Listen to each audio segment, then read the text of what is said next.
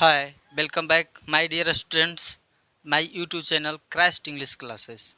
My dear students, today I am going to discuss also use of the. आज भी हम the के प्रयोग पे ही चर्चा करने वाले हैं। तो हम आपसे कहेंगे कि द का जो है कंप्लीट सीरीज हम आर्टिकल चैप्टर का देते जा रहे हैं। अगर आप प्रीवियस वीडियो नहीं देखे हैं तो आप हमारे चैनल पे जाएं और वहां से आप सारे वीडियो को देखिए। उसके बाद आपको एक कंप्लीट नॉलेज मिल जाएगा आर्टिकल चैप्टर का, जिसके माध्यम से आप जिसको पढ़ने से आप चाहे तो लुसेंट जनरल इंग्लिश हो जाए या कोई भी इंग्लिश का जो ग्रामर है सब कंप्लीट हो जाएगा, सोल्व हो जाएगा आपसे। चलिए तो हम बिना समय गवाए ले चलते हैं। अगर आप चैनल पे पहली बार हैं, चैनल को लाइक कीजिए, सब्सक्राइब कीजिए, बेल आइकन की घंटी को दबाइए। चलिए तो हम लेकर चलते हैं use of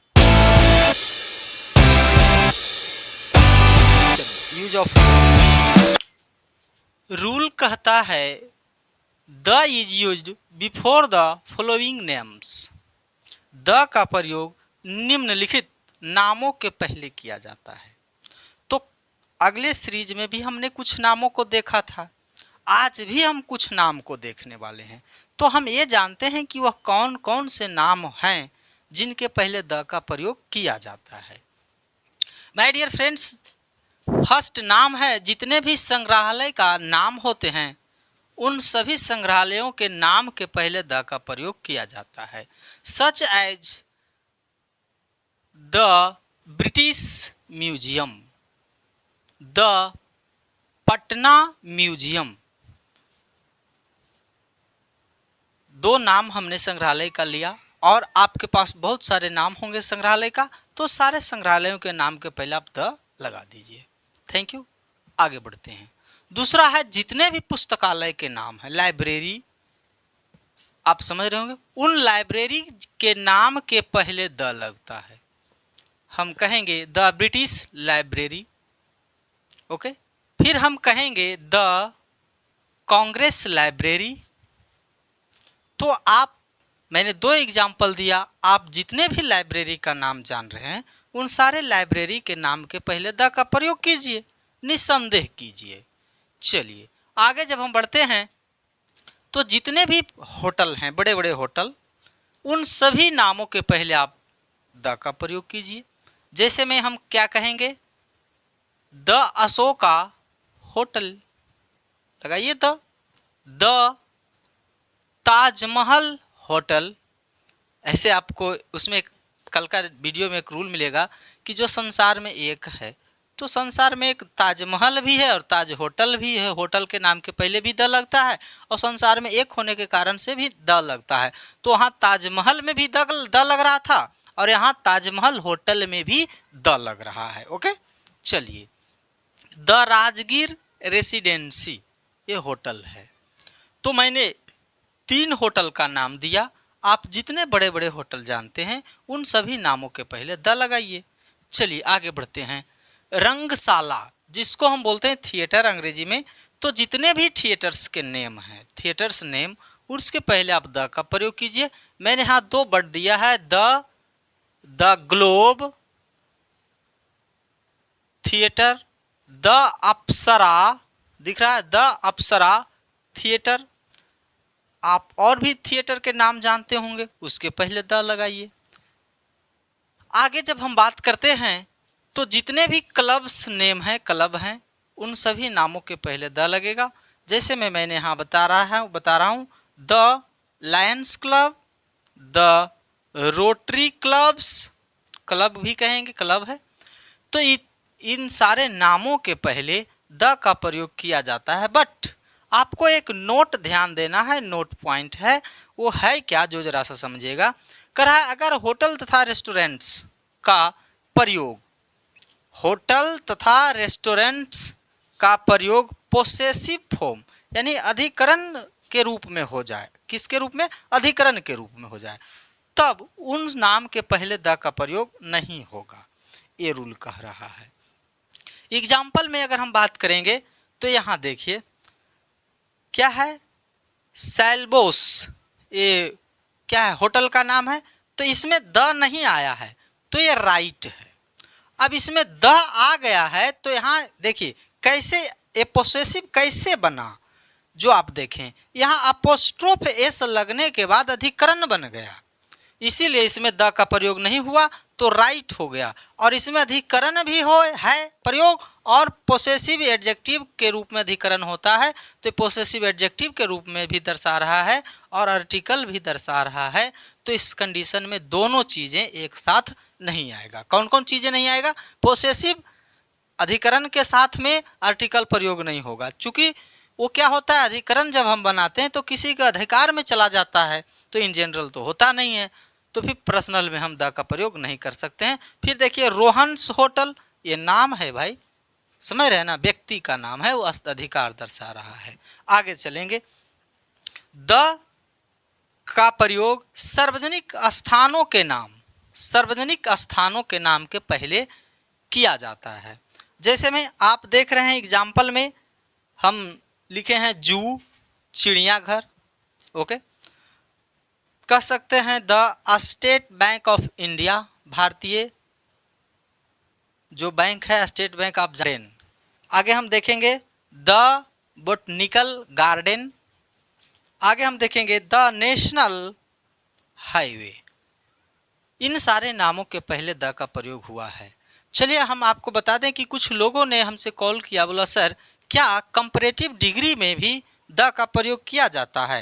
my dear friends, किया जाता है। चलिए हम पुनः आपको सुपरलेटिव संबंधित और कंपैरेटिव से संबंधित जो भी रूल्स हैं उसको हम आज क्लियर एक बार और कर दें, जहाँ कि हम आपके क्वेश्चंस जो आपने कॉल किया कि पुनः समझा दीजिए, तो हम आपको प्रस्तुत करते हैं, आपको समझाने का प्रयास करते हैं। माय डियर फ्रेंड्स, देखिए आप इस रूल से परिचित हैं, द का प्रयोग सुपरलेटिव डिग्री के पहले किया जाता है। माय डियर फ्रेंड्स, आपको मालूम होना चाहिए कि सुपरलेटिव डिग्री है क्या, सही बात। अब आपको मैं बताता हूं कि सुपरलेटिव डिग्री है क्या, तो हम आपको समझाने का प्रयास करते हैं। ये छोटी सी जगह में हम आपको ट्राई करेंगे कि आप समझ पाएं। चलिए हम आपको यहाँ दिखाने का प्रयास करते हैं। जितने भी एडजेक्टिव आप पढ़े होंगे, तो जितने भी एडजेक्टिव का काइंड्स पढ़े होंगे, एडजेक्टिव चैप्टर पढ़े होंगे, यदि नहीं पढ़े होंगे तो ठीक है, अगर पढ़े होंगे तो आप जितने भी काइंड्स पढ़े होंगे उनमें से एक काइंड होता है एडजेक्टिव ऑफ क्वालिटी। कौन होता है? एडजेक्टिव ऑफ क्वालिटी, यानी गुणवाचक विशेषण। कौन विशेषण? गुणवाचक विशेषण। इसके अंतर्गत में उन सारे शब्दों को रखा गया है जो किसी नाउन या प्रोनाउन को डिनोट तो करता है, मॉडिफाई तो यानी कि उसमें क्या बोलता है, उसको बढ़ा चढ़ा करके तो दर्शाते हैं, विशेषता को तो बतलाता है, डिस्क्राइब करता है, लेकिन कौन कौन से गुण को जो जरा सा देखिएगा, इसमें रखा गया है रंग, रूप, आकार, प्रकार, गुण, दोष, अवस्था, यानी कि इन सारे चीजों को जो डिनोट करे नाउन के बारे में, उन सभी नाउन एडजेक्टिव को हम क्वालिटी एडजेक्टिव कहते हैं। पुनः यानी कि एडजेक्टिव ऑफ क्वालिटी में कौन कौन सा वर्ड शामिल है, तो जो नाउन के बारे में क्या क्या बतलाए, रंग, रूप, आकार, प्रकार, गुण, दोष, अवस्था, तो इन सारे शब्दों को बताने वाले शब्द एडजेक्टिव ऑफ क्वालिटी कहलाता है। तो अब जरा सा देखिएगा, हम आपको एक वर्ड बताते हैं, एक वर्ड सुनिए। अगर हम बोलते हैं गुड, ठीक है, तो क्या बतला रहा है? अच्छाई, गुण, ठीक है। अगर हम एक शब्द और आपको लें, कौन शब्द लेते हैं? आपका जो इजी समझ में आए, हम एक वर्ड लेते हैं टॉल, लंबा, तो आकार प्रकार में आएगा। अब ये इस वर्ड, जो दोनों वर्ड को आप देख रहे हैं, वो मूल वर्ड है ना, ये मूल वर्ड है। तो ये मूल वर्ड को हम कहेंगे पॉजिटिव डिग्री अर्थात पीडी। क्या कहेंगे? पॉजिटिव डिग्री को हम शॉर्ट फॉर्म में क्या लिखते हैं? पीडी। अब अगर इसको हम और यानी कि इससे अधिक अच्छा या तो अधिक की बात करेंगे, तो इसका होता है बेटर। समझ रहे हैं? बेटर। अब इससे सबसे अधिक की अगर अब बात करेंगे तो होता है बेस्ट। अब ये देखिए बेस्ट जो है गुड का सुपरलेटिव डिग्री है। टॉल का कंपैरेटिव बनाने के लिए ई आर लगा दीजिएगा ना अंत में, तो कंपैरेटिव बन जाएगा। तो यानी टॉल में ई आर लगाए तो टॉलर बन गया कंपैरेटिव, और टॉल में ई एस टी लगा देंगे तो बन जाएगा माय डियर फ्रेंड्स सुपरलेटिव। आप जरा सा समझने का प्रयास कीजिएगा। कहिएगा कि सर एक वर्ड है लार्ज, तो क्या इसको कंपैरेटिव बनाने के लिए डबल ई आर लगाएंगे? नहीं लगाइएगा। यानी कि वैसे एडजेक्टिव जो ई से अंत कर रहा हो तो उसको कंपैरेटिव बनाने के लिए आपको एक्स्ट्रा ई की जरूरत नहीं है, आप ओनली आर लगा लीजिए, कंपैरेटिव बन जाएगा। सुपरलेटिव बनाने के लिए ओनली एस टी जोड़ दीजिए, सुपरलेटिव बन जाएगा। तो अब हम इसको अगर हम बोले लार्ज का कंपैरेटिव तो यहाँ ओनली आर लगा देंगे, लार्जर कंपैरेटिव हो गया। अगर यहाँ हम एस टी जोड़ देंगे लार्जेस्ट सुपरलेटिव हो गया। अब ये बात हुआ। अब आगे जब हम कुछ जानकारी जब लेते हैं सुपरलेटिव की तो इस प्रकार से होता है कि कुछ ऐसे शब्द होते हैं माय डियर फ्रेंड्स जिसको हम एक ही बार में बोल लेते हैं, एक ही शब्द खंड में हम बोल लेते हैं। जैसे में अगर हम बात कर रहे हैं टॉल, तो एक ही शब्द में बोल दिए, तो इसको हम बोलते हैं शब्द खंड, जिसका अंग्रेजी होता है सिलेबल। सिलेबल क्या? सिलेबल क्या है? अंग्रेजी होता है सिलेबल। बढ़िया से समझिएगा, सिलेबल। अब देखिए सिलेबल, अब देखिए सिलेबल शब्द खंड, ठीक है। अब जो शब्द एक ही बार में बुला रहा है उसको हम कहेंगे, एक बार में बुलाए तो एक शब्द खंड का हुआ, तो इसका अंग्रेजी होता है मोनोसिलेबल। जैसे समझिए, बढ़िया से समझिएगा, अगर हम टॉल बर्ड बोल दिए, ठीक है, टॉल, तो टॉल जैसे ही हम बोले तो एक ही बार में बोला गया, तो ये शब्द कितना खंड का है? एक खंड का है, तो इसको हम बोलेंगे मोनोसिलेबल। कौन सिलेबल? मोनोसिलेबल। अब कुछ ऐसा शब्द होता है जो कि दो बार में बुलाता है, जैसे में हम यहाँ लिखते हैं हैंडसम, तो देखिए कैसे कैसे बोला रहा है, हैंडसम। बढ़िया से समझिएगा कैसे बोला है, पहले कैसे इसका प्रोनाउंसिएशन हुआ, हैंडसम, दो बार में हुआ हैंडसम, तो हैंड एक हुआ और सम दो हुआ, तो ये शब्द दो शब्द खंड का है, तो इसको अंग्रेजी में कहते हैं बी सिलेबल। कौन सिलेबल? Bisyllable. देखिए ऐसे लिखा जाता है बी, बी का मतलब दो होता है, ये रूट वर्ड है, ठीक है। अच्छा, अब कुछ ऐसे शब्द होते हैं जो कि दो से अधिक तीन में चले जाएंगे। जैसे में आप एक वर्ड लीजिए, इस वर्ड को देखिए, ब्यू, ब्यू, यहां तक के हुआ टी फुल। अब देखिए माय डियर फ्रेंड्स, जरा सा बढ़िया से समझना, क्योंकि जब समझोगे ना ग्रामर को तभी आप अच्छा लगेगा, नहीं तो फिर जो है अंग्रेजी थोड़ा सा प्रॉब्लम क्रिएट करता है। अब देखिए यहाँ हम क्या बोले, ब्यूटीफुल, तीन बार में बुला रहा है शब्द, तो कितना एक खंड का ही शब्द है, तो कहेंगे सर तीन खंड का शब्द है, तो इसको हम अंग्रेजी में बोलते हैं ट्री सिलेबल। कौन सिलेबल? ऐसे लिखते हैं ट्री मतलब तीन, आप लोग सुने होंगे ट्रिंगल, तीन कोण वाला, समझ रहे हैं ना, ट्री कलर्स, तिरंगा झंडा, तो यानी ट्री जो है, ट्री का मतलब तीन। अब चलिए आगे बढ़ते हैं।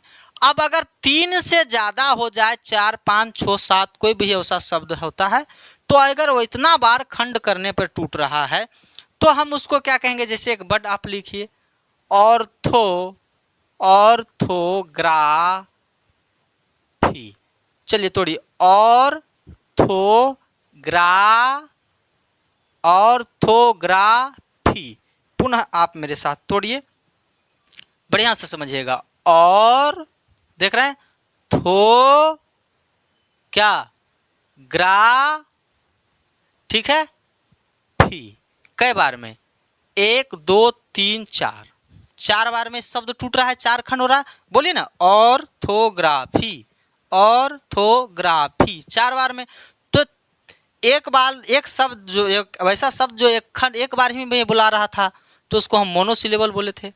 और वैसा शब्द जिसको कि दो खंड हो रहा था, शब्द में दो बार टूट रहा था, तो बी सिलेबल बोले। वैसा शब्द जिसको तीन खंड हो रहा था, ट्री सिलेबल बोले। और चार से अधिक शब्द खंड होने वाले शब्द को हम पोली सिलेबल कहते हैं। कौन सिलेबल कहते हैं? पोली, पोली सिलेबल, सिलेबल, समझ रहे हैं? पोली सिलेबल, यहाँ इस प्रकार से स्पेलिंग होगा, BLE है, पोली सिलेबल। अच्छा, आपको डिस्टर्ब हो रहा होगा, क्या कीजिएगा, माफ कीजिए, थोड़ा सा आपको दिख रहा है, बहुत अच्छा है। अब आगे देखिए, तो आप इन सारे चीजों को इतना मैं आपको क्यों समझाया, उस बातों को जरा सा ध्यान दीजिएगा। यानी कि जो मोनोसिलेबल वर्ड होगा, यानी मोनोसिलेबल एडजेक्टिव होगा, जो एक बार में बोलने वाला होगा, जिसका शब्द एक ही, जो शब्द एक ही खंड का है, शब्द खंड उसका कितना हो, मात्र एक हो, जैसे टॉल। तो इन सभी शब्दों में सुपरलेटिव में आप पहचान लीजिएगा। क्या पहचानिएगा? कि आप जब देखिएगा कि शब्द मोनोसिलेबल है, यानी कि वैसा शब्द है जो एक खंड में हो रहा है, एक ही बार में उसको बोल रहे हैं, तो उसका सुपरलेटिव के अंत में आपको EST मिलेगा। सुपरलेटिव के अंत में EST मिलेगा। कौन शब्द को? वैसा शब्द जो मोनोसिलेबल हो। तो मोनोसिलेबल कौन शब्द होता है? जिसको हम एक ही बार में पढ़ लेते हैं, यानी कि उसको पढ़ने में हमारा टंग दो बार नहीं रुकता है, यानी एक ही बार में पढ़ लिए तो मोनोसिलेबल। तो उसका सुपरलेटिव कैसे बनता है? अंतिम में EST लगा हुआ रहेगा। तो आप इसको EST से पहचान लीजिएगा कि सुपरलेटिव है। अच्छा, अब देखिए, हम एक एडजेक्टिव आपको एग्जांपल देते हैं। हम यहाँ लिखे रिच, मतलब अमीर, रिच एक ही बार में बुला रहा है, तो अब हम EST लगाएंगे। क्या लगाएंगे माय डियर फ्रेंड्स? EST। तो क्या बना? रिचेस्ट। क्या बना? रिचेस्ट। तो ये बन गया सुपरलेटिव। अच्छा, तो मोनोसिलेबल में सुपरलेटिव किससे अंत करेगा? EST से। ओके, अब देखिएगा, जो मोनोसिलेबल नहीं होगा, मोनोसिलेबल नहीं होगा, तो उसमें क्या होता है? जैसे में हम एक वर्ड आपको लेते हैं हैंडसम। क्या? हैंडसम। तो इसका कंपैरेटिव बनाने के लिए हम इसके पहले लगाते हैं मोर हैंडसम। मोर लगा देंगे आगे और लिखेंगे हैंडसम, मोर हैंडसम। और सुपरलेटिव बनाने के लिए हम मोर को बदल देते हैं मोस्ट हैंडसम। तो माय डियर फ्रेंड्स, आपको ये समझ में ये आना चाहिए। यहाँ मैं ये समझा रहा हूँ कि जो एक वाला होगा उसमें EST सुपरलेटिव को पहचानिएगा, EST से पहचान लीजिएगा। और जो एक से अधिक वाला होगा ना, तो उस एडजेक्टिव के पहले मोस्ट लगा होगा, तो वो भी सुपरलेटिव को डिनोट करेगा। चलिए, यहाँ तक क्लियर। तो अब हम आते हैं आपको अपने एग्जाम्पल पे कि सुपरलेटिव डिग्री आपको मैंने एक शॉर्ट आइडिया बता दिया। क्या बताया? कि मोनोसिलेबल जो वर्ड होगा उसके अंत में EST से सुपरलेटिव बनता है, और जो मोनोसिलेबल नहीं होगा, दो शब्द का होगा, दो खंड का होगा, तीन खंड का शब्द होगा, तो उसके पहले मोस्ट लगा हुआ रहेगा, तो भी सुपरलेटिव होगा। चलिए, अब आते हैं। तो अब देखिए यहाँ EST क्या? बेस्ट। अब देखिए माय डियर फ्रेंड्स कि he is the best student in my class. The sentence is correct because best is superlative degree. So you know about, yeah, I am teaching about superlative degree, यानी कि yes, यानी कह सकते हम देखेंगे क्या? He is the best student in my class. Okay. The sentence is correct because best is superlative degree. क्या? Superlative degree है कौन? बेस्ट। तो इसके पहले द लगा, तो द का पहले, सुपरलेटिव के पहले द तो आना ही चाहिए, रूल कह रहा है। तो ये सेंटेंस क्या है? करेक्ट है, सेंटेंस करेक्ट है। आगे देखेंगे, she is the most beautiful. अब देखिए, ब्यूटीफुल आ गया ना। अब तो ये ब्यूटीफुल ट्री सिलेबल है, यानी कि इसका शब्द जो है तीन खंड में हो रहा है, तो इसके पहले सुपरलेटिव कैसे बनाया? मोस्ट लगा करके। तो ये भी सेंटेंस क्या है? करेक्ट है, द का प्रयोग किया गया है, द का प्रयोग किया गया है। आगे देखेंगे, राम। यहाँ राम है। अब देखिए EST, इसका मतलब क्या है? कि ये जो शब्द है रिच, अभी तो बता रहे थे बोर्ड पे कि रिच क्या है, मोनोसिलेबल है, यानी कि एक ही शब्द खंड का है, तो इसको हम सुपरलेटिव कैसे बनाते हैं, EST से। तो यहाँ रिचेस्ट है तो इसके पहले द है, अर्थात सेंटेंस क्या है, करेक्ट है, ओके, सही है। तो आप क्या जान गए कि the is used before the superlative degree. अब आपको सुपरलेटिव डिग्री को आइडेंटिफाई करने के लिए हम कुछ रूल भी बता दिए, जो कि आप अच्छे से समझ गए होंगे। आगे बढ़ते हैं, अब हम देखते हैं रूल नेक्स्ट। यहाँ से जो है ये रूल जो है माय डियर फ्रेंड्स, थोड़ा सा मैंने तो अभी तक के इसे लगता है इस रूल से एक दो क्वेश्चन शायद मुझे कंफ्यूज है कि आता है इंटरमीडिएट में, या तो ये जो है मोस्ट इम्पोर्टेंट हो जाता है वो कंपटीशन वाले स्टूडेंट्स के लिए, जो LDC UDC इन सारे एग्जामों में बैठते हैं, उन सारे लोगों के लिए महत्वपूर्ण बन जाता है ये रूल और ये वाला रूल। आगे देखते हैं, हम इसको समझाने का प्रयास करते हैं। कह रहा है कि अगर बात करें हम कंपैरेटिव डिग्री, ठीक है, किस डिग्री का, कंपैरेटिव डिग्री, तो कंपैरेटिव डिग्री के पहले सुपरलेटिव डिग्री में तो द लगाना सीख गए। अब कंपैरेटिव डिग्री कहता है, थोड़ा सा हम आपको मिटा लेते हैं, जिससे हमें क्या होगा, हमें कुछ लिखने में सुविधाएं हो जाएगा, जिससे हम आपको समझाने का प्रयास अच्छा से करेंगे। चलिए इतना काफी है, छोटे छोटे शब्दों में हम लिखते चलेंगे, आपको समझाते चलेंगे। अब देखिए कहता है अगर कंपैरेटिव डिग्री की बात हो रहा हो और तुलना जो है 1:2 का हो जाए। कंपैरेटिव का मतलब तुलना, तुलना का अर्थ कहेंगे तो आप मान के चलिए कि ये स्केल है माय डियर फ्रेंड्स, जहां हम बाट रखते हैं और तौल रहे हैं। तो कंपैरेटिव होगा तो तुलना होगा कैसे, तो 1:2 का। तो कैसे 1:2 का, तो आप जरा सा समझिएगा, यहां कह रहा है आयुष, सही, क्या कह रहा है, आयुष।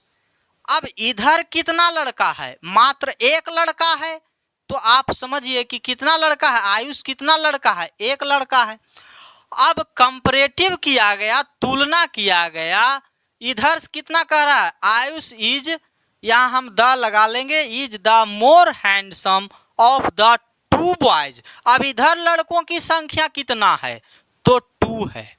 अब देखिए अगर कंपैरेटिव डिग्री की चर्चा 1:2 में हो तो जितने बार कंपैरेटिव डिग्री का प्रयोग हुआ हो तो जितने बार क्या होगा, एक ही बार होगा कंपैरेटिव डिग्री। तो उस कंडीशन में कंपैरेटिव डिग्री के पहले द का प्रयोग किया जाता है। कंडीशन क्या होना चाहिए, तुलना कैसा होना चाहिए, क्या रेशियो, 1:2 का, 1:2 का, यानी सब्जेक्ट 1 होगा और उधर तुलना में कितना होगा, 2 होगा। क्या कह रहा है, Ayush is the more handsome of the 2 boys, यानी आयुष जो है 2 लड़कों के तुलना में अधिक हैंडसम है, अधिक सुंदर है। तो उधर की कितना लड़का की बात की 2, और इधर एक पलरे पे कितना कौन है, आयुष, और उधर दोनों एक पलरे पे है कितना लड़का, 2 लड़का, और एक पलरे पे है 1 लड़का। तो यही तो हुआ रेशियो 1:2 का। तो हम कंपैरेटिव डिग्री में भी द का प्रयोग करते हैं। So the sentence is correct, इसलिए वाक्य सही है। बट नेक्स्ट सेंटेंस मैंने लिखा, Ayush is more handsome of the 2 boys. अब यहां भी तुलना किसका है, आयुष एक स्टूडेंट है और इधर कितने स्टूडेंट की तुलना है, 2 का। ओके माय डियर फ्रेंड्स, अब देखिए तो इसमें द नहीं लगाए, द नहीं लगाए, जब द नहीं लगाए तो sentence is not correct, wrong sentence है। चूंकि तुलना किसका हो रहा होगा, अगर 1:2 का तुलना है तो फिर हम द का प्रयोग करेंगे। अगर तुलना 1:2 का है तो द का प्रयोग होगा, अगर तुलना 1:2 का नहीं होगा तब द का प्रयोग नहीं होगा। कभी कभी इन जनरल सेंटेंस में, कभी कभी जनरल वाक्य जो हम लिखते हैं कंपैरेटिव का माय डियर फ्रेंड्स, तो उसमें देन आ जाता है। जैसे में अगर हम कहेंगे Ram is better than Shyam, अब यहाँ इस सेंटेंस में आपको क्या दिख रहा है कि बेटर देन श्याम, राम 1 और श्याम 1, तो ये कितना अनुपात का है? 1:1 का है, तो द का प्रयोग नहीं होगा। लेकिन अगर हम बात यहाँ करेंगे Ram is the better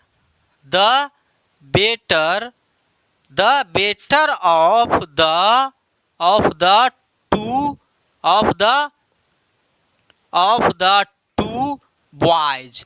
In this sentence also compare the ratio of 1:2, 1 और 2 का अनुपात में है, क्योंकि यहाँ राम 1 है और कितना लड़का की बात है इधर 2 का, तो ये रेशियो हुआ ना 1:2 का, तो इसमें द का प्रयोग सही हुआ, तो इसलिए सेंटेंस गलत हुआ।